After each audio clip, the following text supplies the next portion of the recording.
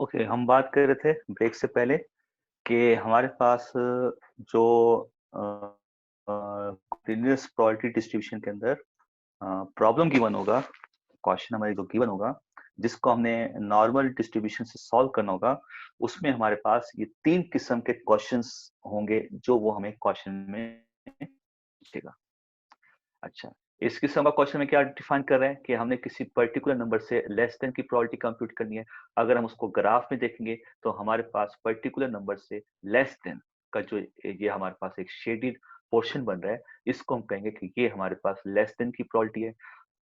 More than की probability होगी तो हम अपने शेडेड पोर्शन को जो है उस पॉइंट से अबव मतलब राइट साइड पे शो करेंगे, और अगर दो पॉइंट के बीच में हमने प्रोबेबिलिटी कंप्यूट करनी है तो हम अपने शेडेड पोर्शन को दो पॉइंट के बीच में डिफाइन करेंगे। फिर मैं आपसे ये डिस्कस कर रहा था ब्रेक से पहले कि जो कंडीशन भी होती है हमारे पास, जिसमें हमारे पास कोई भी रैंडम वेरिएबल जो होता है वो किसी नंबर के इक्वल होता है, मतलब वो लेस देन भी नहीं होगा, मोर देन भी नहीं होगा, बिटवीन 2 पॉइंट भी नहीं होगा, वो किसी एक नंबर के इक्वल होगा।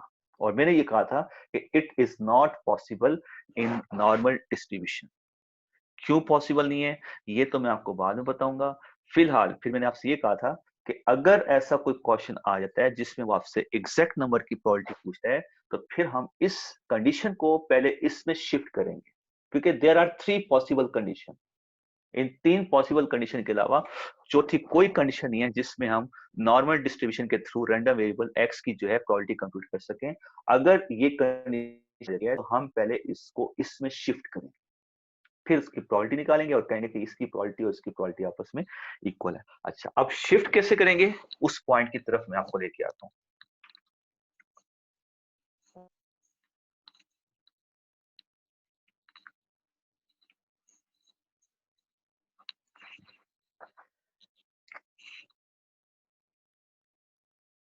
ये देखिएगा, लेट्स सपोज हमारे पास ऐसा क्वेश्चन गिवन है जिसमें हमने 4 की प्रोबेबिलिटी निकाली, और एक प्रॉब्लम ऐसा है जिसमें हमने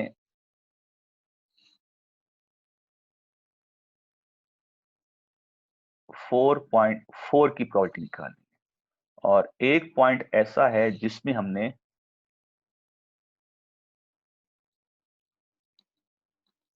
4.45 की प्रोबेबिलिटी निकाली। अच्छा, इसका मतलब ये है कि आपके पास जो नंबर दिया हुआ है जिसकी आपने प्रोबेबिलिटी कंप्यूट करनी है, दैट इज अ डिस्क्रीट। अच्छा, that is a number with no decimal, that is a number which has decimal but there is no decimal point. मतलब हम इस 4 को ये भी लिख सकते हैं, x is equal to 4.0, ये भी लिखा जा सकता है।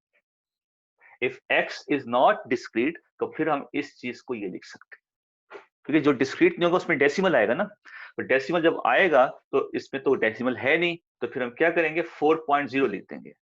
मतलब एक स्टूडेंट की हाइट जो है वो 5.6 इंच है, सॉरी इंच कह रहा हूँ, सॉरी, एक स्टूडेंट जो है उसकी हाइट है 5 फीट 6 इंच, तो इसको हम क्या लिखेंगे, 5.6 फीट। अच्छा, एक स्टूडेंट है उसकी हाइट है 5 फीट, अब ये थोड़ी कहेंगे 5 फीट तो डिस्क्रीट नंबर है, 5 फीट भी कॉन्टिन्यूस में आएगा। क्योंकि देखो मैंने ये बताया था आपको, कॉन्टिन्यूस नंबर वो होते हैं जिसमें नो डाउट डेसिमल होता है, ओके, बट ऐसे नंबर भी होते हैं जिसमें डेसिमल नहीं आ रहा मगर उसको भी हम कॉन्टिन्यूस नंबर कंसीडर करते हैं। उसकी रीजन क्या होती है, क्योंकि वो ऐसे नंबर होते हैं जिसमें डेसिमल हैपन हो सकता है। अब ये नहीं कि 5 फीट डिस्क्रीट है, 5.6 है वो कॉन्टिन्यूस नंबर है, नहीं। आप देखें, आपका फीट आ गया ना यूनिट, तो फीट आपका कॉन्टिन्यूस है। किलोग्राम आ गया, किलोग्राम आपका कॉन्टिन्यूस है। सेंटीमीटर आ गया, सेंटीमीटर आपका कॉन्टिन्यूस है। अब सेंटीमीटर है तो 6 सेंटीमीटर को आप लिखेंगे 6.0 सेंटीमीटर। ये और बात है कि 6.0 का मतलब 6 ही होता है, वो कभी कभी प्रॉब्लम में 6 लिख देगा, मगर आपने ये देखना है कि अगर 6 के आगे कोई मेजरेबल इवेंट की यूनिट दिया हुआ है, मेजरेबल यूनिट मतलब सेंटीमीटर, किलोग्राम, लीटर, मीटर, इस टाइप की अगर कोई कंडीशन उसने दी है तो it's mean that is a measurable quantity. इसका आंसर डेसिमल में आ सकता है। Number of students, number of students in a class. अब ये एक ऐसी एप्लीकेशन है, आप जो कुछ मर्जी कर लें, इसमें डेसिमल नहीं आएगा। 40 स्टूडेंट्स हैं, 50 स्टूडेंट्स हैं, 30 स्टूडेंट्स हैं, कभी भी ये केस नहीं आएगा। किसी भी एटमॉस्फेयर के अंदर ये केस नहीं आएगा। 35.1 स्टूडेंट्स आर प्रेजेंट। एप्लीकेशन इसमें क्या होगा, सेंटीमीटर, अगर 6 सेंटीमीटर आ रहे हैं तो 6.1 भी आ सकते हैं, 6.2 भी आ सकते हैं। क्या मतलब हुआ, ये सारी जितनी भी क्वांटिटीज हैं ये सारी क्वांटिटीज में आएगी, ये क्वांटिटीज में नहीं आएगा, क्योंकि इसमें डेसिमल आ ही नहीं सकता। आप जो कुछ मर्जी कर लें, इसमें डेसिमल नहीं आएगा।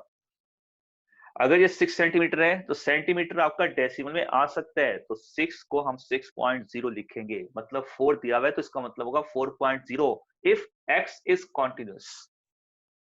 If x is not discrete तो फिर हम 4 को 4.0 लिखेंगे, ये नहीं कहेंगे ये डिस्क्रीट नंबर है। अगर ये रैंडम वेरिएबल x जो है वो कॉन्टिन्यूस में है तो ये 4 के इक्वल है, तो 4 का मतलब होगा 4.0।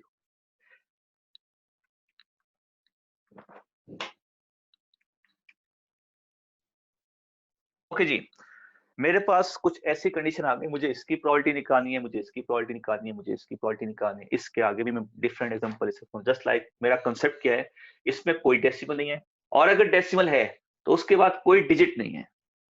अच्छा, इसमें डेसिमल है और उसके बाद एक डिजिट है, इसमें डेसिमल है उसके बाद दो डिजिट है। इसी तरह मैं आगे एग्जांपल डिफाइन कर सकता हूँ, डेसिमल के बाद 3 डिजिट, डेसिमल के बाद 4 डिजिट। तो इसको हम कहते हैं 2dp। 2dp का मतलब क्या होता है, 2 डेसिमल प्लेस। ये 2dp का नंबर है, 2 डेसिमल प्लेस। ये 1dp का नंबर है, 1dp। 1dp का मतलब क्या हो गया, 1 डेसिमल प्लेस। 1 डेसिमल प्लेस का मतलब क्या हो गया, डेसिमल के बाद एक डिजिट। 2dp का मतलब क्या हो गया, डेसिमल के बाद दो डिजिट। और 0dp मतलब डेसिमल के बाद कोई डिजिट नहीं है। जीरो को हम, डेसिमल के बाद अगर फॉरन जीरो आ जाए तो हम उसको फिर कंसिडर नहीं करते। तो डेसिमल के बाद कोई डिजिट नहीं है। तो 4.0 एक जैसी, ठीक है। 1dp का मतलब डेसिमल के बाद एक डिजिट, 2dp का मतलब डेसिमल के बाद दो डिजिट, 3dp का मतलब डेसिमल के बाद 3 डिजिट, 4 डिजिट, 5 डिजिट एंड। अगर ये केस आता है तो हम क्या करेंगे, इस नंबर के अंदर प्लस माइनस 0.5 ऐड कर देंगे, सब्ट्रैक्ट कर देंगे। जब आप 4 में से 0.5 को माइनस करेंगे ये बन जाएगा 3.5। जब आप 4 के 0.5 को ऐड करेंगे ये बन जाएगा 4.5। और आपने अपने रैंडम वेरिएबल x को इनके बीच में, मैंने इस नंबर को इसमें शिफ्ट कर दिया। कैसे शिफ्ट किया, 0.5 को इसमें से माइनस किया, ये नंबर आ गया। 0.5 को इसमें ऐड किया, ये नंबर आ गया। अब जरा आप अपने माइंड से देख के बताएं, इन दोनों के बीच में कौन सा नंबर आएगा, दैट इज 4। 4.5 से लेस, 3.5 से अबव, कौन सा नंबर होगा। तो हमने इस चीज को एक और अंदाज में लिख दिया, और वो जो नोटेशन है वो आपकी वो वाली नोटेशन है जो मैंने अभी अभी पिछली स्लाइड में आपको बताया था कि हम इसकी प्रोबेबिलिटी कंप्यूट कर सकते हैं, इसकी कंप्यूट नहीं कर सकते। तो हम इसको इसमें करेंगे, फिर आगे इसकी प्रोबेबिलिटी दिखाएंगे, और जो भी इसकी प्रोबेबिलिटी होगी वो इसकी प्रोबेबिलिटी। ये तो था अगर डेसिमल नहीं होगा। डेसिमल नहीं होगा तो आपने 0.5 को माइनस करना है, 0.5 को ऐड करना है। जब माइनस करेंगे तो लेफ्ट साइड पे पॉइंट को लिखेंगे, जब 0.5 को ऐड करेंगे तो राइट साइड पे 0.5 तो 4.5 लिखेंगे। अब अगर डेसिमल में एक डिजिट आ गया, 1dp आ गया, तो क्या करेंगे, 0.05 ऐड करेंगे, सब्ट्रैक्ट करेंगे। यहाँ पे 0.5 था, यहाँ पे 0.05 आ जाएगा। तो 0.05 4.4 में से माइनस करेंगे, ये हो जाएगा 4.35 और ये हो जाएगा 4.45 और बीच में लिख देंगे x। 4.35 से अबव, 4.45 से लेस कौन सा नंबर होगा? 4.4। तो इसकी प्रोबेबिलिटी निकालने के लिए हमने इसको इसमें शिफ्ट किया। अब हम इसकी प्रोबेबिलिटी इजीली कंप्यूट कर सकते हैं। जो भी टेक्निक हमें नॉर्मल डिस्ट्रीब्यूशन बताएगा वो मैं अभी आपको आगे डिस्कस करूंगा, उसके रिस्पेक्ट से हम इसकी प्रोबेबिलिटी निकाल सकते हैं। सिमिलरली यहां पे अगर हम केस देखेंगे तो यहां पे आपने 0.005 प्लस करना है माइनस। तो 0.005 जब आप इसमें से माइनस करेंगे ये हो जाएगा 4.445। जब इसमें ऐड करेंगे ये हो जाएगा 4.455। इसकी प्रोबेबिलिटी निकालें, ठीक है। और अगर हमारे पास कोई इससे भी अबव का नंबर आता है, सपोज हमारे पास आता है, प्रोबेबिलिटी कंप्यूट करें x is equal to 4.555, decimal के बाद 3 डिजिट आ गए, तो इस केस में हम क्या करेंगे जी? इस केस में हम पॉइंट, ये 2 जीरो थे ना, एक और जीरो ऐड कर देंगे। तो यहाँ पे 0.5 था, यहाँ पे 0.05, यहाँ पे 0.005, यहाँ पे 0.0005। तो जितने डेसिमल प्लेस होंगे उतने आपने जीरो लिखते हैं और उसके बाद 5। ये फिक्स है, 5 फिक्स है। 3 डेसिमल प्लेस है 3 जीरो, 2 डेसिमल प्लेस है 2 जीरो, 1 डेसिमल प्लेस है 1 जीरो, कोई डेसिमल प्लेस नहीं है, कोई भी जीरो नहीं आएगा पॉइंट के बाद। बाकी इसमें भी 5 है, इसमें भी 5 है, इसमें भी 5 है, इसमें भी 5 है। अब आप इसमें से 0.0005 को माइनस करें, ये पॉइंट आपका बन जाएगा 4.5550 और ये पॉइंट बनेगा जब आप इसमें ऐड करेंगे ये बन जाएगा 4.555। जब ऐड करेंगे तो ये 5 आ जाएगा और इससे लेस देन x लेस। ये जरा आप खुद कैलकुलेटर से चेक कर लीजिएगा कि ये मैंने सही लिखा है। मतलब इसमें से 0.0005 माइनस कर दें तो आप देख लेंगे आंसर आना चाहिए। इसमें 0.0005 को ऐड करेंगे तो आपके पास ये आंसर है। तो हम इसकी प्रोबेबिलिटी निकालेंगे इसकी वजह, जो इसका आंसर होगा वो इसका आंसर। तो नॉर्मल डिस्ट्रीब्यूशन के अंदर फर्स्ट ऑफ ऑल इसकी प्रोबेबिलिटी हम कंप्यूट नहीं कर सकते। इसकी प्रोबेबिलिटी कंप्यूट करने के लिए हमें उन 3 कंडीशन में से एक कंडीशन को फॉलो करना पड़ेगा। इसको पहले हम इसमें शिफ्ट करेंगे। कैसे शिफ्ट करेंगे ये मैंने आपको डिफरेंट केसेस बता दिए। अगर हमारे प्रॉब्लम में ऐसा नंबर जिसमें कोई डेसिमल नहीं है, अगर हमारे प्रॉब्लम में ऐसा नंबर है जिसमें एक डेसिमल प्लेस है, 2 डेसिमल, 3 डेसिमल प्लेस है, तो हम उसके रिस्पेक्ट से 0.5 प्लस माइनस करेंगे, 0.05 प्लस माइनस करेंगे, 0.005 प्लस माइनस करेंगे, 0.005 प्लस माइनस करेंगे एंड सो ऑन। वैसे इतने ज्यादा नहीं होते, ये भी मैं एक पॉइंट और आगे ले गया हूँ। वैसे मैक्सिमम दो डेसिमल प्लेस तक वैल्यूज होती है, ठीक है, 2 डेसिमल प्लेस। ये तो मैंने एक एक्स्ट्रा बता दिया है। इसी तरह 4 आ गया, 5 आ गया, तो एज इट इज। तो ये टेक्निक है जब हम किसी एग्जैक्ट नंबर की प्रोबेबिलिटी जो है वो कंप्यूट करेंगे नॉर्मल डिस्ट्रीब्यूशन के अंदर। तो एग्जैक्ट नंबर का मतलब होता है इक्वल टू। इक्वल टू को आपने खत्म करना है, इक्वल टू को खत्म कर देना है, इक्वल टू को खत्म करना है आपने, क्योंकि इक्वल टू की प्रोबेबिलिटी नॉर्मल डिस्ट्रीब्यूशन के अंदर हम कंप्यूट नहीं कर सकते। नेक्स्ट कंडीशन की तरफ आते हैं। नॉर्मल डिस्ट्रीब्यूशन हम कहां पे यूज करेंगे और कैसे यूज करेंगे, अब हम उसकी तरफ आते हैं जी।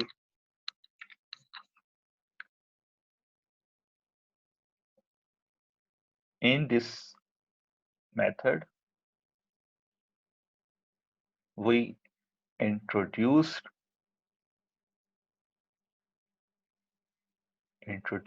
a new variable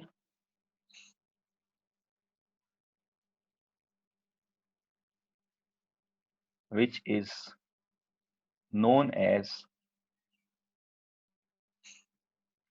standardized normal variable z। इसको हम नॉर्मल वेरिएबल भी पढ़ते हैं, स्टैंडर्डाइज भी पढ़ते हैं और स्टैंडर्ड भी पढ़ते हैं। मतलब S N, random variable R V और standard normal variable S N V. इसको हम जेड के साथ लिखते हैं। तो क्या करते हैं, हम नॉर्मल डिस्ट्रीब्यूशन के अंदर एक नया वेरिएबल इंट्रोड्यूस करते हैं जेड। किस तरह से इंट्रोड्यूस करते हैं, such that z is equal x minus mu upon sigma.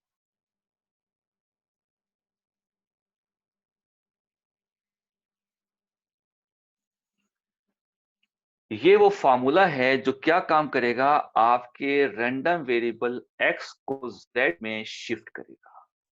ये दो पैरामीटर हैं जो क्वेश्चन में गिवन होंगे। आपका जो रैंडम वेरिएबल x है जिसकी आपने प्रोबेबिलिटी कंप्यूट करनी है, उसको आप शिफ्ट करेंगे एक नए वेरिएबल के अंदर जिसको हम कह रहे हैं z वेरिएबल, जिसको हम कह रहे हैं स्टैंडर्डाइज नॉर्मल वेरिएबल या स्टैंडर्ड नॉर्मल वेरिएबल SNV। तो हम अपने मेथड में, हम अपनी टेक्निक में, जो हमारी टेक्निक है नॉर्मल डिस्ट्रीब्यूशन, उसके अंदर हम एक नया वेरिएबल इंट्रोड्यूस करेंगे। किस तरह से इंट्रोड्यूस करेंगे, z is equal to x minus mu upon sigma. और ये फॉर्मूला क्या काम करेगा, विच shifted the random variable x to the standard normal variable z। ये क्या काम करेगा फॉर्मूला, हमारे x वेरिएबल को z में शिफ्ट करेगा such that it is observed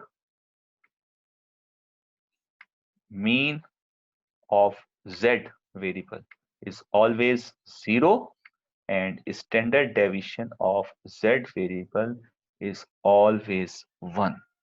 ये फिक्स है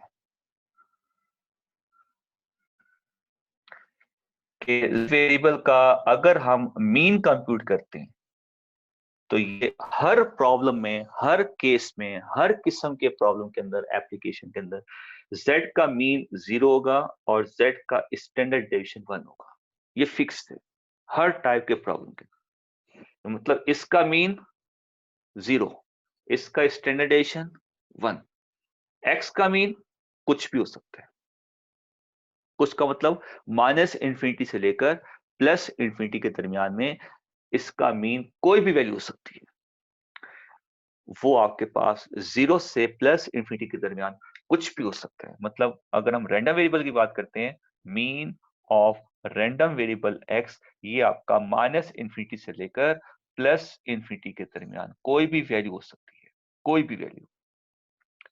और जो इसका स्टैंडर्ड डेविएशन होगा रैंडम वेरिएबल का, वो आपका 0 से प्लस इंफिनिटी के दरमियान कुछ भी हो सकता है।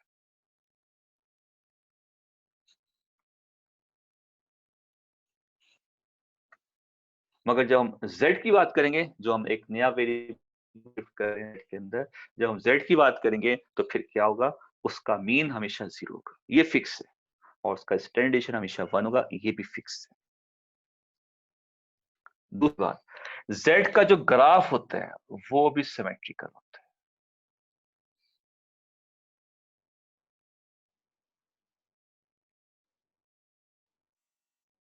z का ग्राफ भी सिमेट्रिकल होता है, जिसके सेंटर में मीन 0 होता है और स्टैंडर्ड डेविएशन 1 होता है। तो अब ये बात फिक्स हो गई कि z का ग्राफ और x का ग्राफ, रैंडम वेरिएबल x का ग्राफ, दोनों का ग्राफ नॉर्मल डिस्ट्रीब्यूशन के अंदर सिमेट्रिक। ठीक है, x वेरिएबल भी डिस्क्रीट नहीं है, z वेरिएबल भी डिस्क्रीट नहीं है, दोनों डिस्क्रीट नहीं, दोनों का ग्राफ सिमेट्रिकल है। x का मीन माइनस इंफिनिटी से प्लस इंफिनिटी के दरमियान कुछ भी हो सकता है, x का स्टैंडर्ड डेविएशन 0 और प्लस इंफिनिटी के दरमियान कुछ भी हो सकता है, z का मीन हमेशा 0 के इक्वल होगा और z का स्टैंडर्ड डेविएशन हमेशा 1 के इक्वल। अच्छा, अब पॉइंट ये आता है कि हम x को z में क्यों शिफ्ट करते हैं?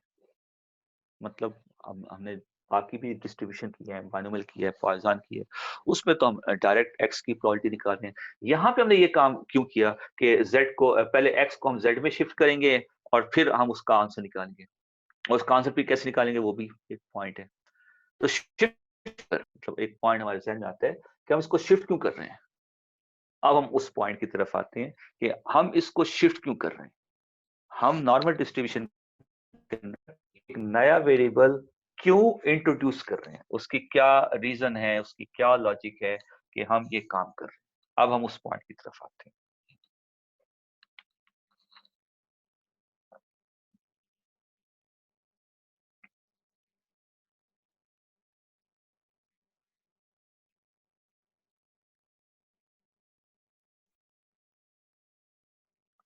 डिस्क्रीट प्रोबेबिलिटी डिस्ट्रीब्यूशन के अंदर आपने अपने रैंडम वेरिएबल x को जब इनके दरमियान डिफाइन किया था तो आपने x की वैल्यू क्या-क्या लिखी थी? 1 2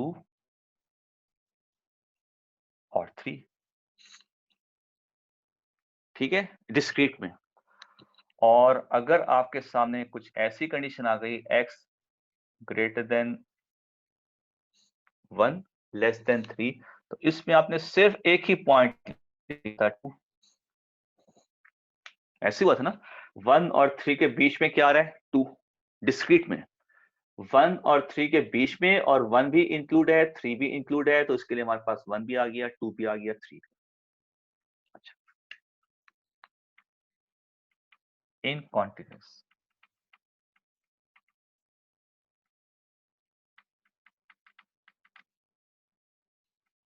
अब इन कॉन्टिन्यूस के अंदर अगर सेम यही कंडीशन आ जाती है अब इसमें क्या होगा इसमें एक तो आ जाएगा ये 1 प्लस दूसरा क्या आएगा प्लस तीसरी वैल्यू क्या आएगी एंड प्लस सो ऑन आखिर में तो हमें पता है कि x3 आएगा। अब देखिए ये है आपके पास नंबर लाइन ये आपका प्लस इंफिनिटी ये है आपका माइनस इंफिनिटी सेंटर में होता है 0 इस तरफ अगर मूव करेंगे तो आपको सारे पॉजिटिव नंबर मिलेंगे इस तरफ मूव करेंगे तो आपको सारे नेगेटिव नंबर मतलब यहाँ पे +1 पड़ा हुआ है +2 पड़ा हुआ है +3 पड़ा हुआ है एंड सो ऑन यहाँ पे -1 -2 -3 एंड सो तो अब मैं इसको थोड़ा सा जूम इन करता हूँ डिफाइन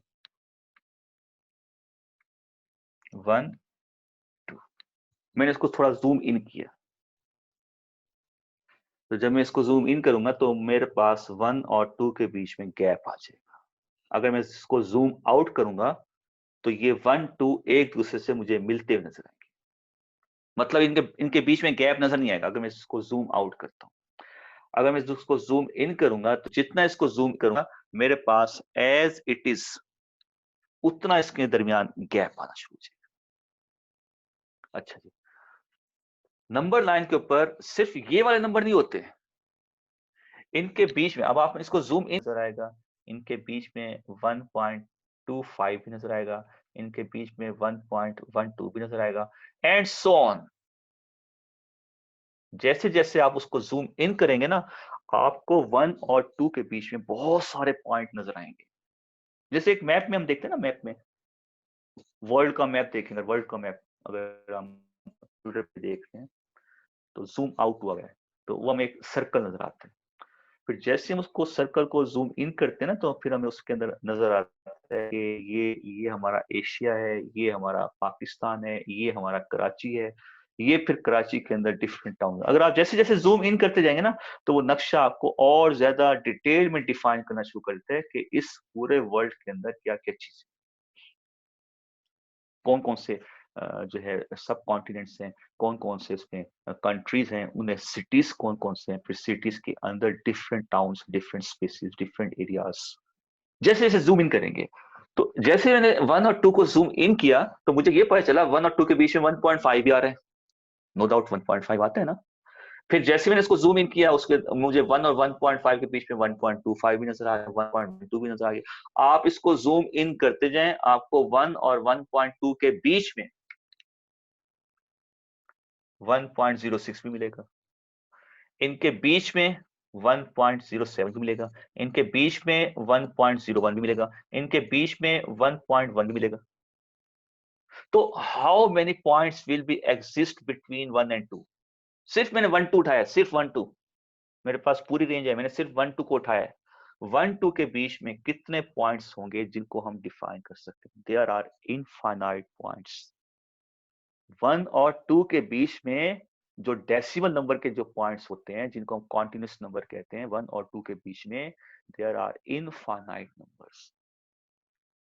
डिस्क्रीट की बात करते हैं अगर हम, तो 1 इज डिस्क्रीट, 2 इज डिस्क्रीट। 1 और 2 के बीच में कोई डिस्क्रीट नंबर नहीं होता। जैसे 1 और 3 है, 1 भी आ गया 3 भी आ गया, इनके बीच में डिस्क्रीट होते हैं 2 होते हैं।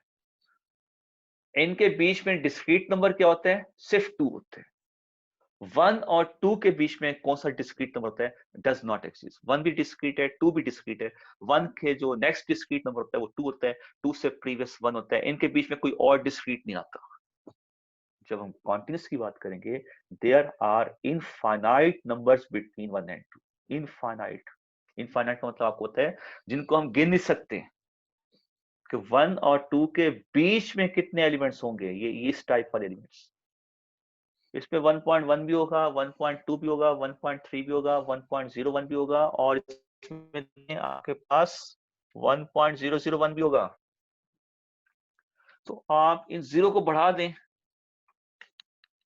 1.00001 भी यहाँ पे होगा, 1.000000001 भी इसी के अंदर होगा। तो आप इनको बढ़ाते जाएं, ये नंबर ऐसे आते जाएंगे जो 1 और 2 के बीच में कहीं ना कहीं आएंगे। तो अब मुझे ये बताओ, 1 से 3 तक जाना है, मुझे 1 से 3 तक जाना है, मुझे इसकी प्रोबेबिलिटी निकालनी है। मेरे पास जो रैंडम वेरिएबल x है वो कॉन्टिन्यूस है, मुझे 1 से 3 जाना है, मैंने 1 को अलग कर लिया। 1 के बाद नेक्स्ट क्या लिखूंगा? 1 के बाद नेक्स्ट एलिमेंट क्या आएगा? नेक्स्ट एलिमेंट 2 तो बहुत आगे आएगा ना। 1 के बाद कौन सा एलिमेंट आएगा? 1 के बाद, 1 के बाद जो है, 1 के बाद 1.1 भी हो सकता है, 1 के बाद 1.01 भी हो सकता है, के 1.001 भी हो सकता है, 1 के बाद 1.00001 भी हो सकता है, 1 के बाद 1.000000001 भी हो सकता है। मतलब 1 के बाद कौन सा एलिमेंट आएगा हम तो उसे भी डिफाइन नहीं कर सकते। 1 के बाद कौन सा नंबर होगा, कोई भी हो सकता है। और ये तो मैंने 3-4 नंबर लिखे हैं, आप इनको बढ़ाते जाएं। हम 1 के बाद पहले नंबर पे नहीं पहुंच सकते, इसके बाद दूसरा नंबर क्या आएगा ये हम डिफाइन नहीं कर सकते, इसके बाद नेक्स्ट क्या होगा वो डिफाइन नहीं कर सकते, उसके बाद नेक्स्ट क्या होगा वो डिफाइन नहीं कर सकते। ये पता है बस आखिरी नंबर 3 होगा, 3 तक जा रहा है ना। तो 1 और 3 के बीच में कितने नंबर आएंगे? दैट इज इनफाइनाइट, ये इनफाइनाइट। अब इन सब की प्रोबेबिलिटीज निकाल के हमने ऐड करनी है, कैसे करेंगे? It is not possible. Discrete में तो हमने इजीली कर दिया ना, 1 2 3 तीनों की प्रोबेबिलिटी निकाली, ऐड कर दिया। 1 और 3 के बीच में सिर्फ एक ही नंबर आ रहा है 2, उसकी प्रोबेबिलिटी निकाली, उसके आंसर आ गया। अब 1 और 3 के बीच में कॉन्टिन्यूस नंबर कितने होंगे? देयर आर इनफाइनाइट नंबर्स 1 और 3 के बीच में। So it is impossible to compute the probabilities of all random variable x which will exist, which will lie between two any real numbers. कोई भी दो रियल नंबर ले लें, उनके बीच में अगर आपने रैंडम वेरिएबल x को डिफाइन करना है और वो कॉन्टिन्यूस है, दैट इज इनफाइनाइट। अब मुझे बताओ इनफाइनाइट नंबर की हम प्रोबेबिलिटी कैसे निकालेंगे? जब हमारे पास नंबर ही नहीं है, टोटल नंबर ही डिफाइन नहीं हो रहे, तो हम उनकी प्रोबेबिलिटीज कैसे निकालेंगे? ये थोड़ी है कि एक की प्रोबेबिलिटी निकालें, 2 की निकालें, 4 की निकालें, 10 की निकालें और ऐड कर दें, बाकी नंबर कहां जाएंगे? सो ये वो रीजन है जिसकी वजह से हम अपने रैंडम वेरिएबल x को एक नए वेरिएबल में शिफ्ट करते हैं। ये रीजन है, क्योंकि इस केस में हम x की प्रोबेबिलिटी कंप्यूट नहीं कर सकते।